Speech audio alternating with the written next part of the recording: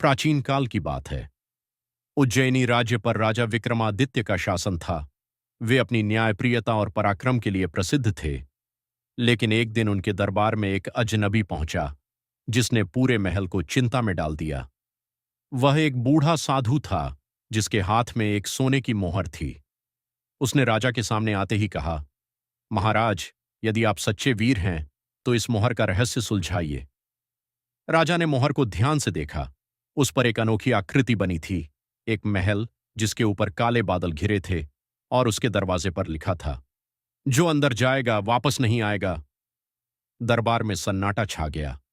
प्रधानमंत्री बोले, महाराज, ये कोई छलावा हो सकता है, हमें इस पर विचार करना चाहिए। लेकिन राजा विक्रमादित्य साहसी थे। उन्होंने तय किया कि वे इस रहस्य को सुलझाएंगे। रहस्यमयी यात्रा राजा अकेले ही उस महल की खोज में निकल पड़े। कई दिनों की यात्रा के बाद वे एक घने जंगल में पहुंचे, जहां चारों ओर अजीब सी खामोशी थी।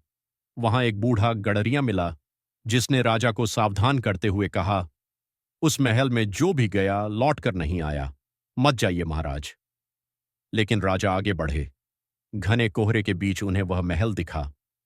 जैसे ही वे दरवाजे के पास पहुंचे, वह अपने आप खुल गया। महल के अंदर का रहस्य अंदर घुसते ही राजा ने देखा कि महल बहुत ही भव्य था, लेकिन वहां न कोई रक्षक था, न ही कोई सेवक। जैसे ही उन्होंने आगे कदम बढ़ाया, अचानक चारों ओर से अजीब सी हंसी गूंज उठी। अचानक सामने एक विशाल सिंहासन प्रकट हुआ, जिस पर एक छायामय आकृति बैठी थी।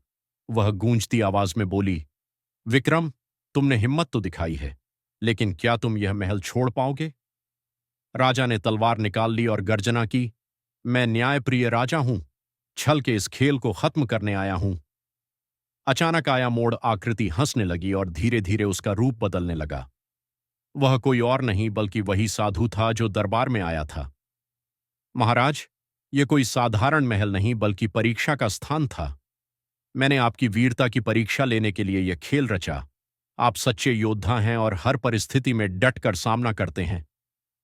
इतना कहते ही महल की दीवारें धुंध में विलीन होने लगीं और राजा फिर से जंगल में खड़े थे। लेकिन अब उनके हाथ में एक रहस्यमयी ग्रंथ था, जिसमें कई गुप्त विद्याएं लिखी थीं।